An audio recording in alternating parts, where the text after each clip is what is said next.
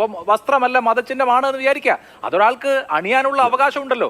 അത് ഒഴിവാക്കിയാൽ അയാൾ പുരോഗമനവാദിയാവും എന്നുള്ള വാദത്തിന്റെ യുക്തി. പിന്നെ കേരളത്തിലെ ഏറ്റവും വലിയ പ്രസ്ഥാനമായ CPM-ന്റെ സംസ്ഥാന കമ്മിറ്റി അംഗമായ അനിൽകുമാറിന് അദ്ദേഹത്തിന് അഭിപ്രായം പറയാൻ ഈ എസൻസ് എന്ന് പറയുന്ന ചെറിയ സംഘടനയുടെ കോൺഫിഡൻസ് വേണമെന്ന് പറഞ്ഞാൽ അങ്ങേക്ക് അതിൽ യുക്തി ഉണ്ടെങ്കിൽ വാദിക്കുക, അത്രേ ഉള്ളൂ. ഞാനതിൽ ഉപമയൊന്നും പറയുന്നില്ല. ഓക്കെ, ഞാൻ പറയാം. അതായത് മണ്ടത്തരം പറയാൻ ചെറിയ വേദിയൊന്നോ വലിയ വേദിയൊന്നോ ഒന്നും ഇല്ല. ഏത് വേദിയിലും നമുക്ക് ഇതേപോലെ അബദ്ധങ്ങൾ വിളിച്ച് പറയാനേ ഞാൻ അവിടെ ഉദ്ദേശിച്ചുള്ളൂ. ഓക്കെ, രണ്ടാമത്തെ കാര്യം, ഇവിടെ മതസ്വാതന്ത്ര്യമുണ്ട് ഇല്ല എന്നല്ല ഞാൻ പറഞ്ഞത്. പക്ഷേ ഇവിടെ ഈ മതസ്വാതന്ത്ര്യം എന്ന പേരിൽ ഇവിടെ പറഞ്ഞു വെക്കുന്ന തട്ടം എന്ന് പറയുന്ന സാധനം it is A symbol of oppression.